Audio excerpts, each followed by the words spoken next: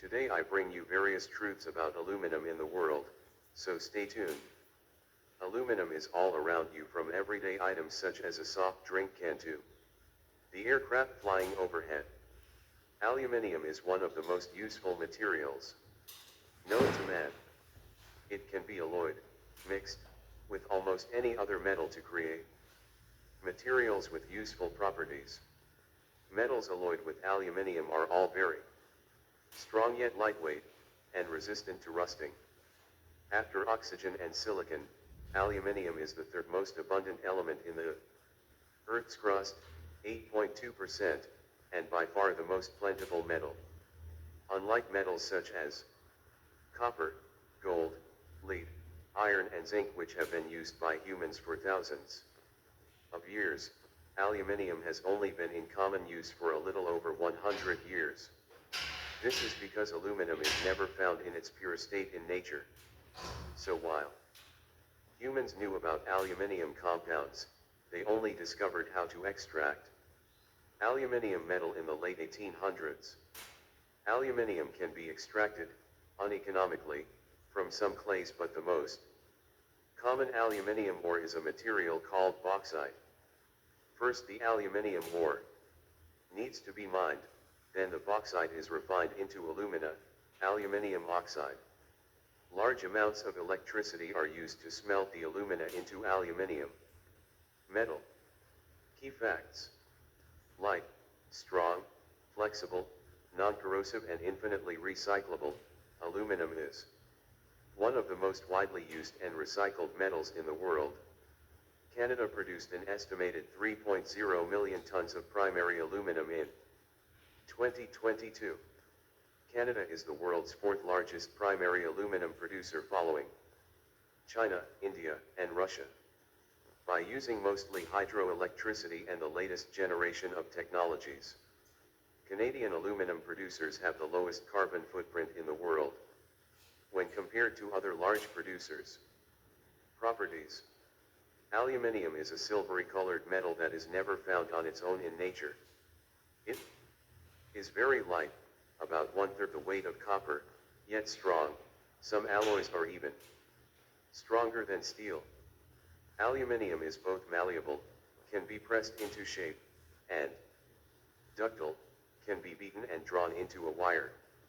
Aluminium is a very good heat and electrical conductor. It is also highly rust resistant, and is non-toxic. Aluminium can be alloyed with almost any other metal.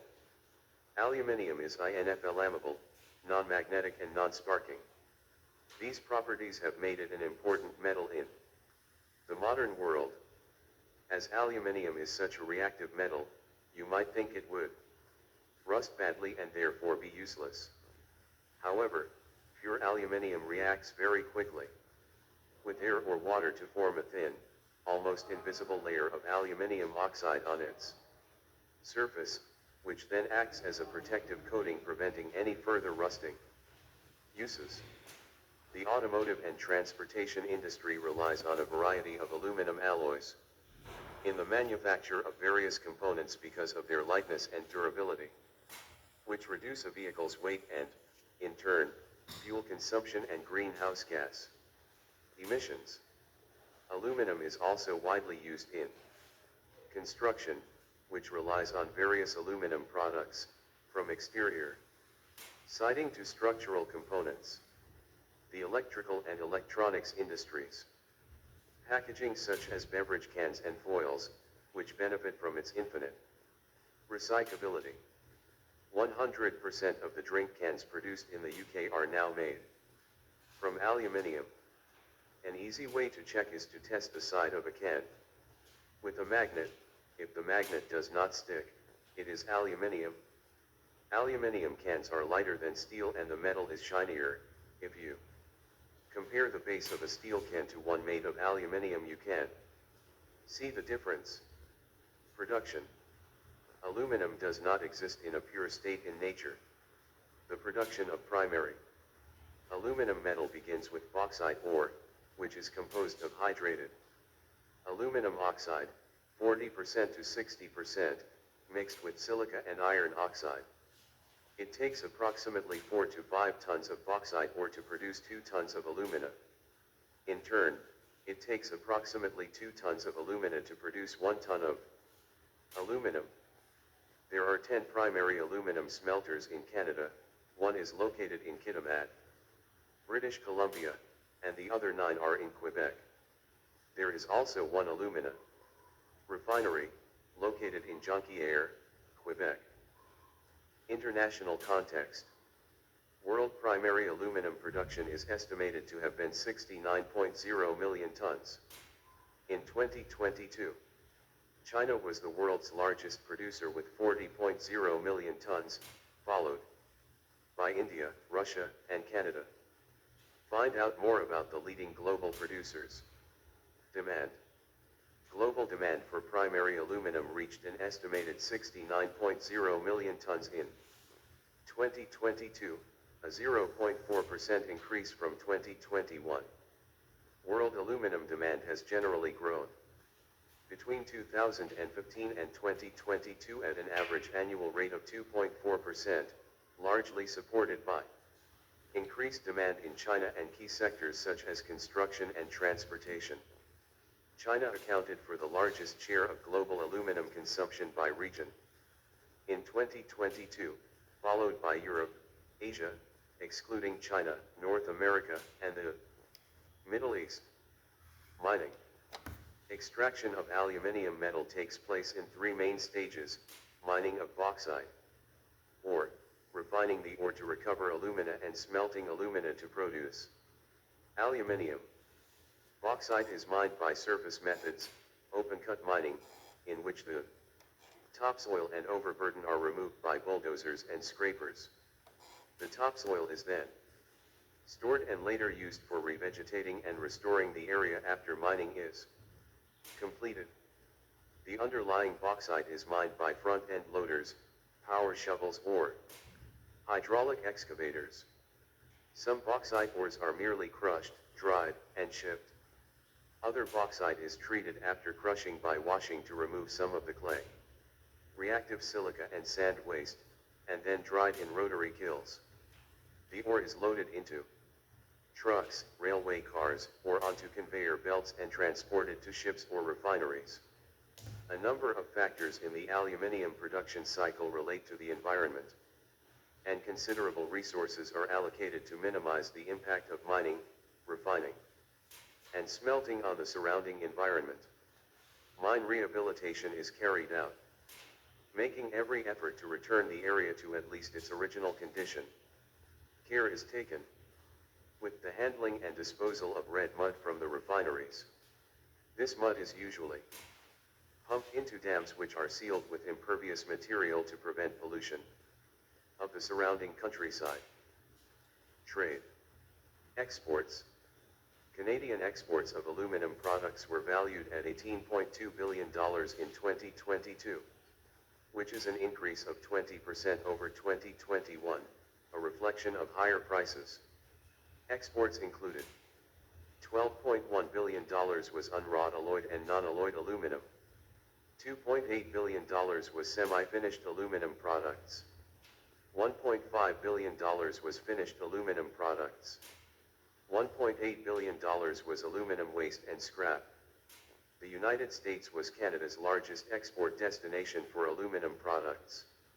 In 2022, accounting for 92% of the total value of aluminum exports, followed by Mexico, 3%, and Hong Kong, 1%. Imports. Canada's total imports of aluminum products were valued at $10.4 billion in 2022, an increase of $2.0 billion or 24% compared to 2021. Imports of bauxite, concentrate and alumina for processing into aluminum accounted for $2.2 billion, or 21% of Canada's aluminum imports in 2022.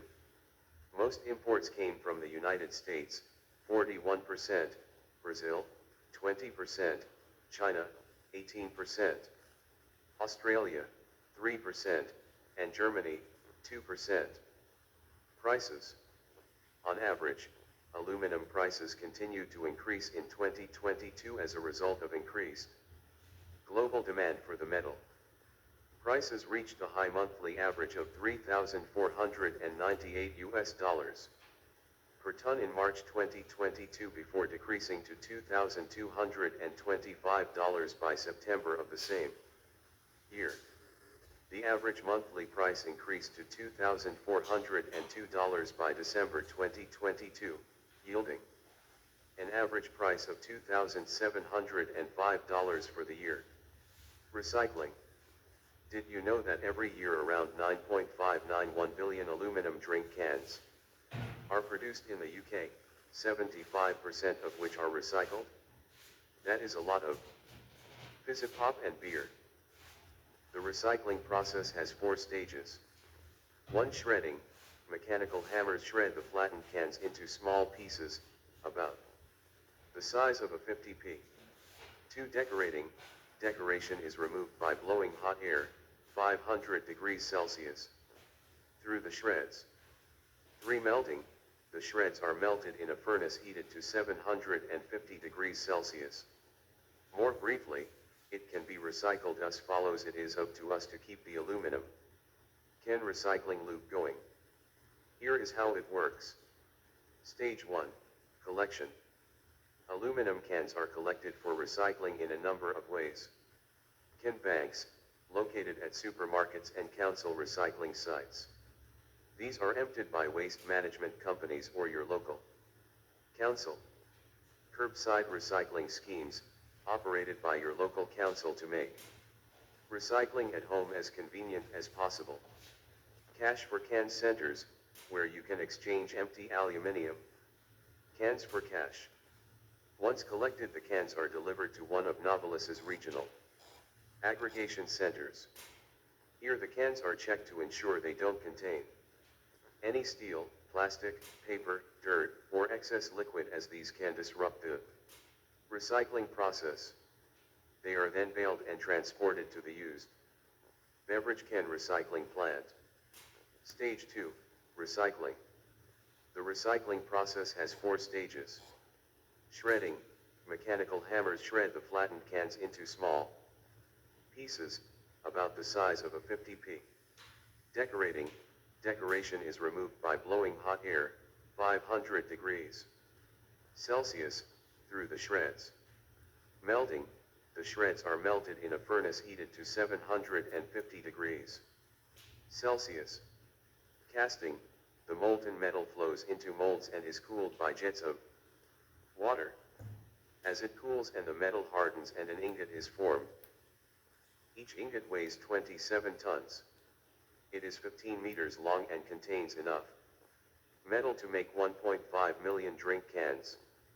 The ingot is now transported from Warrington to the rolling mill. Stage 3, Rolling. The ingots are preheated to 600 degrees Celsius and undergo their first rolling.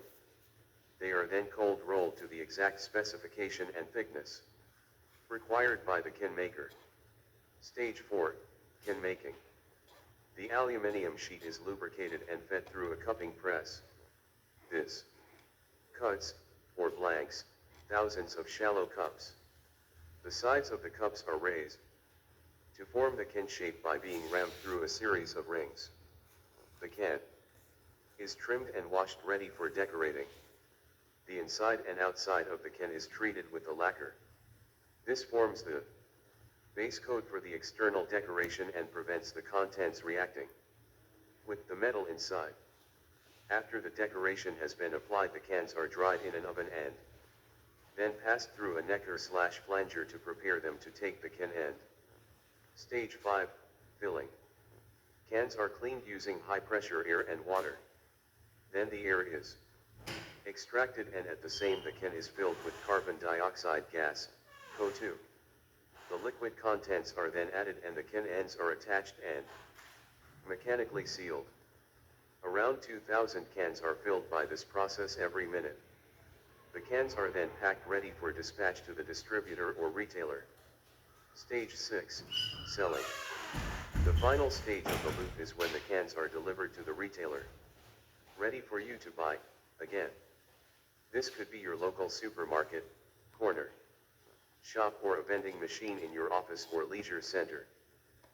So now you know what makes the loop go around. You do. Make sure you play your part and recycle your aluminum drink cans. The intensity of aluminum use in transportation is rising as its unique properties, e.g. lightweight and strength, and recyclability contribute to reducing greenhouse gas emissions. Aluminum is infinitely recyclable, making it one of the most recycled metals in the world. More than 90% of the aluminum used in automotive and construction applications is recycled, driving a closed-loop circular economy. Secondary aluminum production requires 95% less energy than primary aluminum production, thereby reducing carbon emissions and costs to businesses and consumers. Please use it for your creative mind. It is all about today. Thanks for watching, and I come back by others.